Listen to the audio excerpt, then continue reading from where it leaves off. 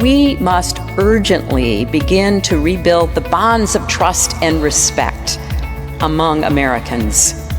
Between police and citizens, yes, but also across society. Restoring trust in our politics, our press, our markets. Between and among neighbors and even people with whom we disagree politically. This is so fundamental to who we are as a nation and everything we want to achieve together. It truly is about how we treat each other and what we value, making it possible for every American to reach his or her God-given potential regardless of who you are, where you were born, or who you love. The inequities that persist in our justice system undermine this shared vision of what America can be and should be.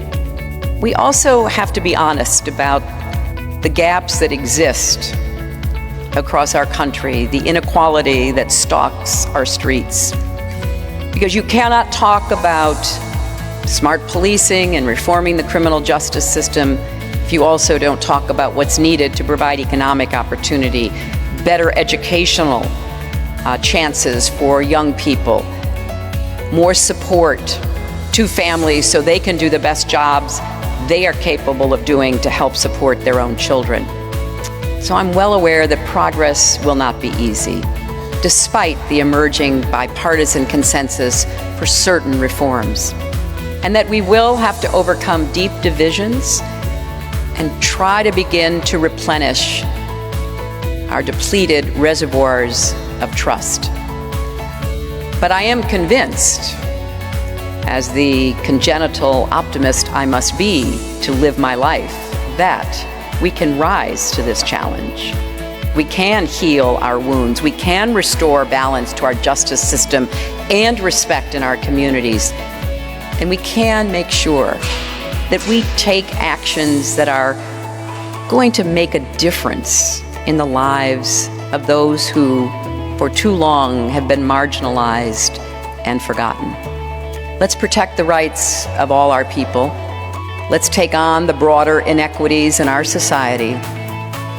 We can't separate the unrest we see on our streets from the cycles of poverty and despair that hollow out those neighborhoods. Despite all the progress we've made in our country, lifting people up, and it has been extraordinary, too many of our fellow citizens are still left out.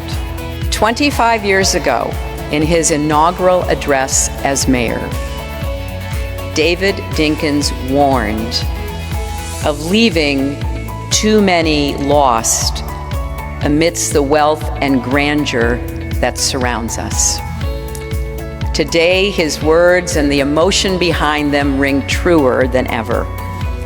You don't have to look too far from this magnificent hall to find children still living in poverty or trapped in failing schools, families who work hard but can't afford the rising prices in their neighborhoods, mothers and fathers who fear for their sons' safety when they go off to school or just to go buy a pack of Skittles. These challenges are all woven together, and they all must be tackled together. Our goal must truly be inclusive and lasting prosperity that's measured by how many families get ahead and stay ahead, how many children climb out of poverty and stay out of prison, how many young people can go to college without breaking the bank, how many new immigrants can start small businesses, how many parents can get good jobs that allow them to balance the demands of work and family. That's how we should measure prosperity. With all due respect, that is a far better measurement than the size of the bonuses handed out in downtown office buildings. Now, even in the most painful times like those we are seeing in Baltimore, when parents fear for their children, when smoke fills the skies above our cities, when police officers are assaulted, even then, especially then, let's remember the aspirations and values that unite us all. that every person should have the opportunity to succeed, that no one is disposable, that every life matters. So yes, Mayor Dinkins, this is a time for wisdom, a time for honesty about race and justice in America, and yes, a time for reform. David Dinkins is a leader we can look to.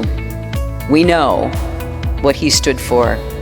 Let us take the challenge and example he presents and think about what we must do to make sure that this country we love, this city we live in, are both good and great.